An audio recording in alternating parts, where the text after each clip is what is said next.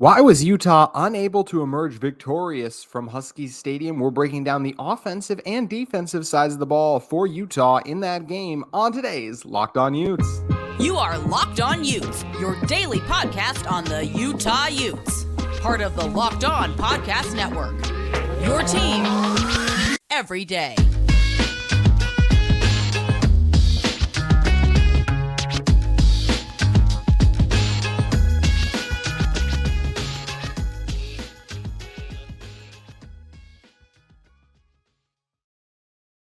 Hello, everyone, and thank you for making Locked On Utes your first listen every single day. We're available on all platforms, including YouTube and wherever you may get your podcasts. If this is your first time listening to our show, make sure you like and subscribe. We love interacting with you guys in the YouTube comments. Today's episode of Locked On Utes is brought to you by our friends at Gametime. You can download the Gametime app, create an account, and use code LOCKEDONCollege. That's all caps, no spaces, Locked On College for $20 off your first purchase.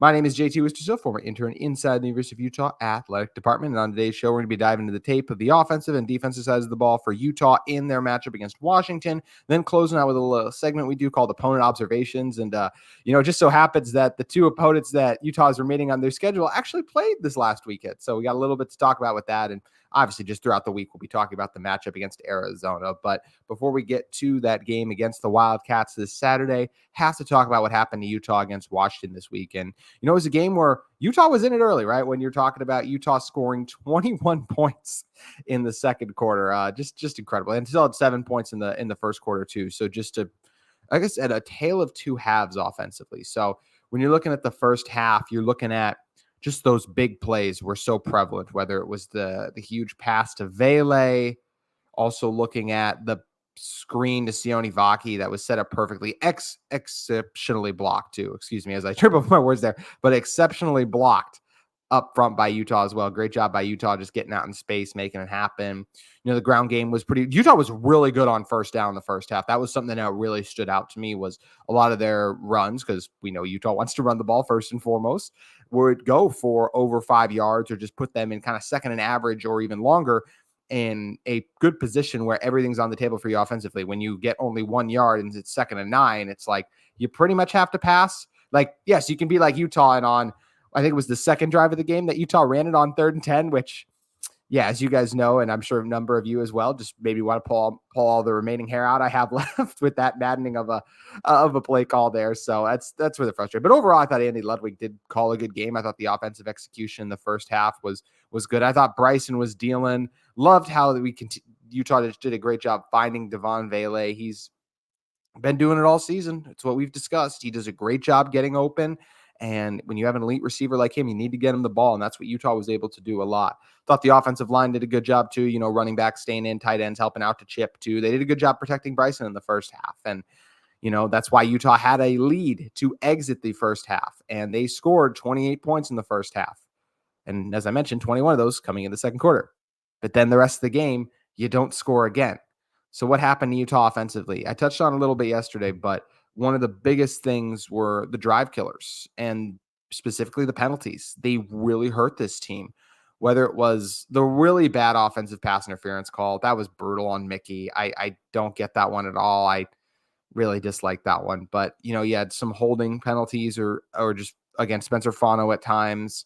And those also cost Utah too. And those weren't the only penalties too. So whenever you have a Bryson Barnes led offense, who Bryson played very well, but still a backup quarterback, I think if you asked any coach, like 2nd and 20 is not ideal, but 2nd and 20 is a lot more favorable with your starting quarterback than your backup quarterback in. And even though Bryson's played well lately, that is still what he is. And that kind of shows up in some of those 2nd and long situations. And it really showed up on Utah's final drive, which we can dive into a little bit more in a second. After the blocked field goal, it felt like Utah had some momentum, but it didn't end up going that way. So also give Washington credit. I thought that Utah did a good job blocking them up front in the first half, but the Huskies won the line of scrimmage in the second half. They did a really good job stifling the running game. Their D tackles did a better job taking on double teams. I thought the defensive ends in particular, Trice was more active, and one of them should have had the other defensive end. Zion, I believe, is part of his name. I'm blanking on it again. Should have had a pick six if he didn't drop it at the one. And shout out Michael Mokafisi 2 days in a row. I gotta shout him out for that effort to jump on that ball and give Utah a chance. But speaking of negative plays, and you have Spencer Fano coming off the snap low, and he misses the block that gets Jaquindon smoked in the backfield, and thus gives the Huskies a safety. So a big swing of momentum there.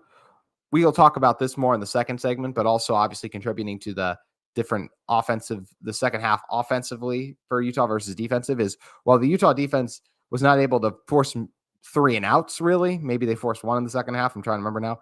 They did not get off. They didn't give up points, really. They only gave up 11 second half points. And, obviously 2 of those being the safety, but for Utah, this was a team. So, and 9 points total given up because they did go for 2 and didn't get it. So second half points for Utah outside of that safety. The Utah defense wasn't able to get off the field. So Washington had the ball for a while, and Utah wasn't able to sustain those drives too. So not winning the line of scrimmage up front, some of that is definitely on the execution aspect for Utah up front. They didn't handle their assignments as well in the second half. Credit the Huskies for that.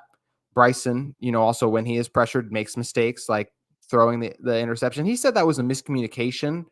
It looks like a bad throw on film, but I obviously more liable. Obviously, we'll trust Bryson with what he said there, and we'll see what Coach Witt, if he's asked about that today, if he says the same thing. And that wasn't Mickey, that wasn't Landon King he was targeting for tight ends. So that's also where, okay, it's not one you're used to having. So could that have been a miscommunication? It definitely could have too. I have no issue with Bryson's final interception. He was in a horrendous spot there too. But then you get bad luck things like, Sione Vaki slipping at one time on the very first play of the second half, where it feels like his run would have gone for a good gain in that particular scenario, but lots of second and longs for Utah, and they just weren't able to build that offensive momentum up. And a large reason for that was those negative plays in there too. So credit the Huskies defense for stepping up, making some plays, and yeah, frustrating one for Utah. And going into the final drive again, I discussed this a little bit yesterday too.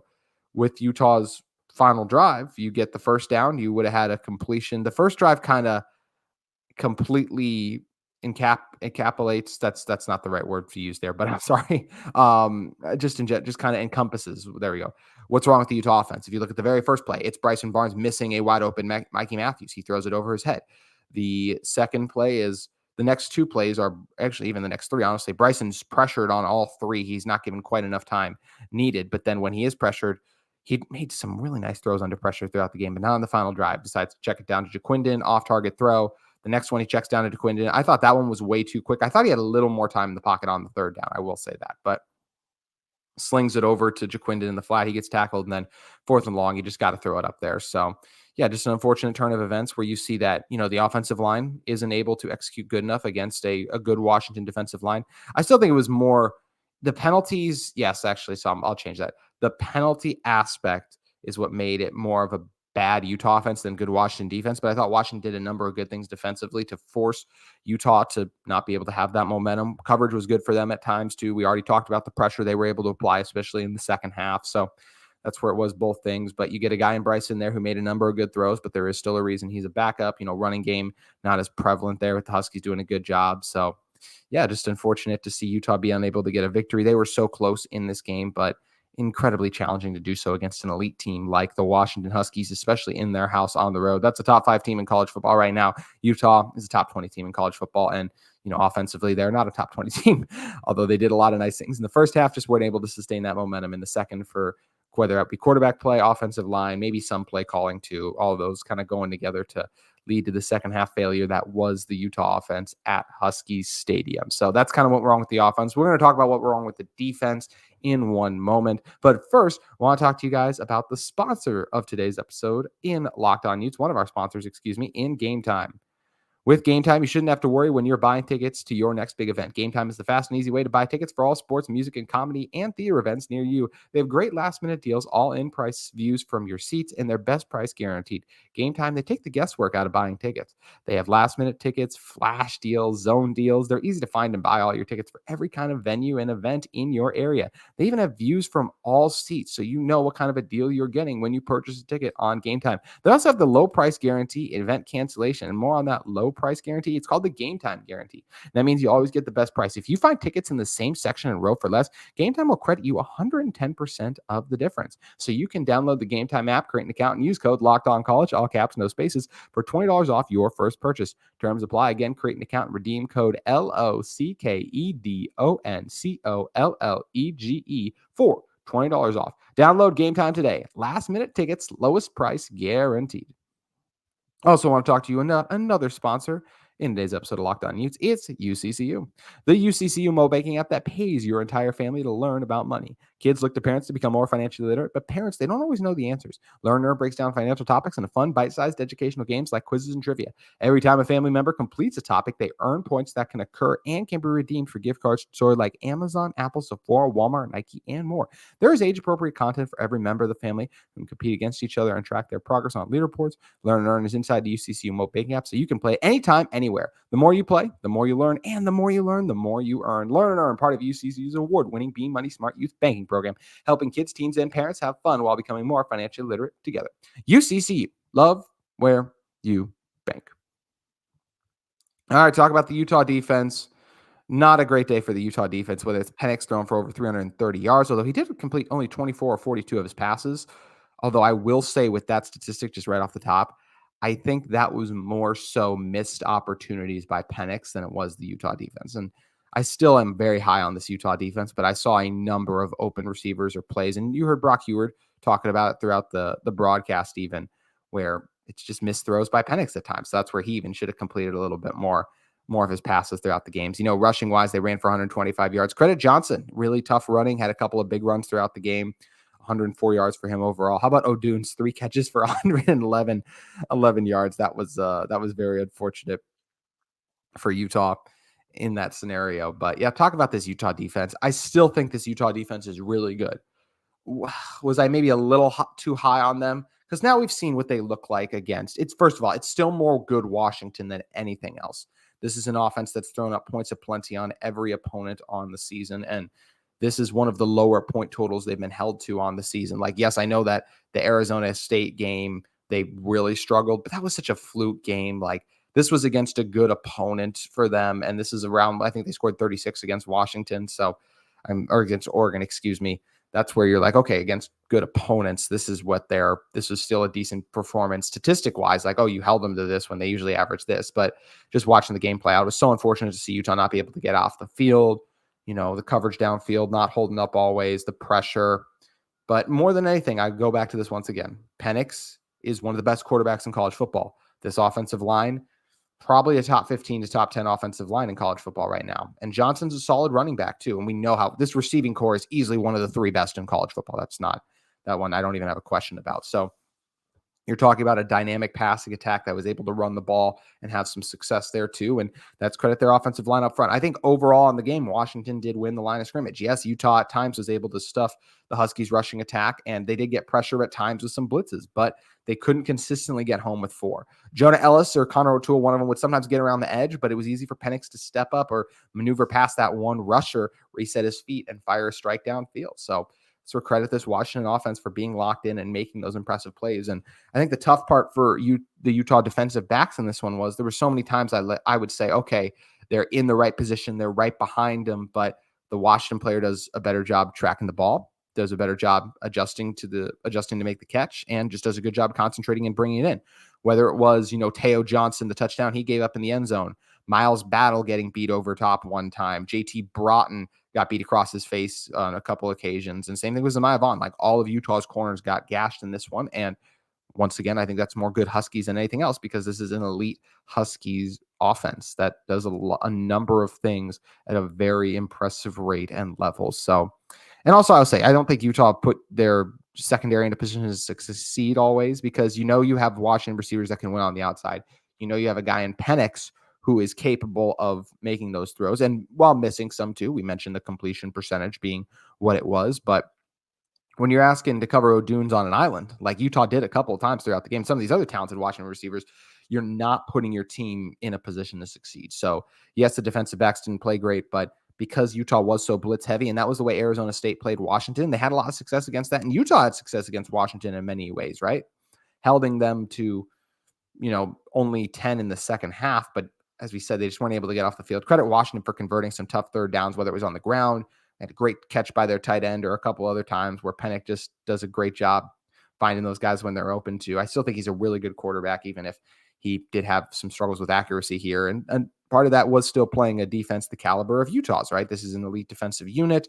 And I still think that this is the top 15 unit, Utah defensively in college football. Are they a top 10? I might still say yes, but yeah, they've played 2 elite offenses now, and they've gotten gashed in each of the games. So that's where you got to give credit to to Washington for making him look that way, but also self-reflect and evaluate Utah and say, I don't know if the secondary is as good. This is a game, obviously, Utah does miss Clark Phillips a little bit because of his ability to stick with those guys and make plays on the ball. Actually, I was watching Red Zone yesterday. I saw Clark Phillips for the Falcons. Shout out him. I knew he was there. Obviously, we talked about that on the show, but I didn't know he was playing because I knew he dealt with some injuries and stuff, and I just wasn't aware that he was active and doing his thing out there. And I saw him make a nice pass breakup at one point. So good to see him out there and on the field. And Utah missed him yesterday, but I mean, it's what happens to every team when you play Washington. You're going to get beat over the top like that. Thought Washington creativity did a good job. And Washington was ready to play a caliber of a team like Utah. You could see just the game plan and what they were. They didn't save anything for future opponents. Like against Arizona State, I think that, they're going to beat Arizona State. They saved some stuff. There was at one point where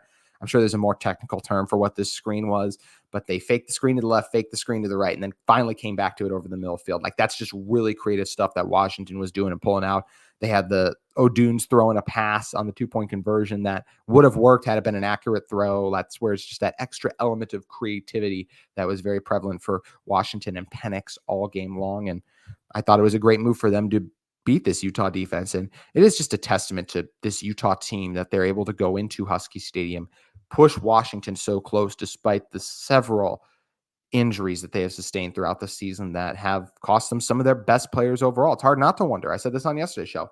What would the season have been like if Cam Rising, Brant Keithy had played? What if Landor Barton, stays healthy? Even though I thought Demooney and Kennereny Reed do a really good job. And a lot of the big runs, I feel like were just poor timing where Utah would kind of blitz away from the play. Two of the biggest ones in particular, like you would see Kennereny Reed and Leavani Demooney both kind of blitzing to the right, to the left side of the offensive line. And then Washington would run the ball to the right. So that's where it's just like, you get Utah guessed wrong, Washington able to guess right in terms of their play calling there. So that's where it's just unfortunate for Utah in that regard. And I'm very curious to see how this defense does against Arizona and Colorado. I'm just curious to see how this team looks the rest of the season.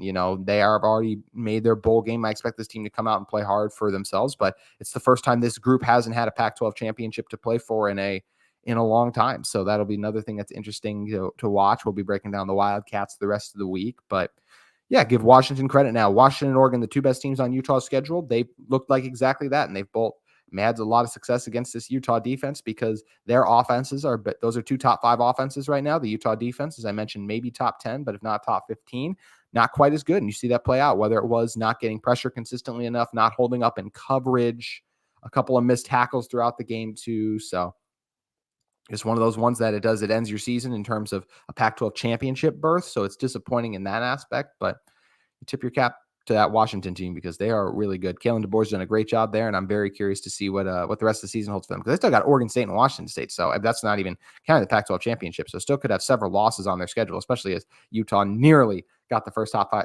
top 5 upset in program history on the road because we know they've done that multiple times at home now. Last 2 years, Oregon and USC fallen at home in Rice-Eccles Stadium. So that'll do it for the game talk. Mentioned Arizona will be breaking down the rest of the week. Do want to talk about opponent observations, though, with dealing with that Arizona-Colorado game in one moment. But first, I want to talk to you guys about another sponsor of today's episode of Locked On Utes in our friends at Jase Medical. We spend a lot of time talking together, you and I. We get fired up together on wins and losses, who starts and who sits. I'm thankful for that connection we have. And today, I want our chat to be a little more personal. I just learned that you can get a 1-year supply on ED medications. You realize what that means? Bring on extended travel. Bring on the next natural disaster or supply chain issue because you are covered, my friend. You don't have to worry about whether or not you can refill your generics for Cialis, Viagra, or Rietivo prescription. And this is possible because of our friends at Jase Medical. You can go online right now at jasemedical.com to receive your 12-month supply on your daily medication. Remember to use the promo code LOCKEDON.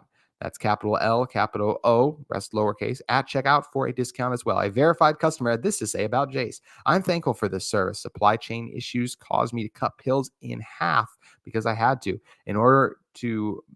I ordered most of my daily meds with a year supply. I also ordered antibiotic kit. I feel secure now. Prices are lower than local pharmacies. I highly recommend this for everyone. If you or someone you love would get some peace of mind by having a year supply of any daily med, go to jasemedical.com to see if it's offered for you.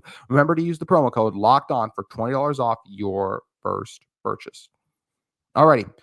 coming back in to close this one out. Talk about opponent observations. Arizona and Colorado. What a doozy that was. Shedeur Sanders over 260 yards passing, 2 touchdowns. Fifita over 200 yards passing and 2 touchdowns. Coleman at 179 yards on the ground. We know Colorado can't run the ball because of what their offensive line is in general. So yeah, this was a fun game. And this is the kind of game where this is what makes Colorado still a little bit dangerous, despite them being 1-6 in Pac-12 play, despite them being 4-6 overall on the season. This is a team that has, elements offensively that allow them to make plays. And they have defensive backs who are playmakers as well, can break up some big plays, break up some big passes too. So it's what is going to make the Buffs a tough out. But this feels like a game the Arizona of old would have lost.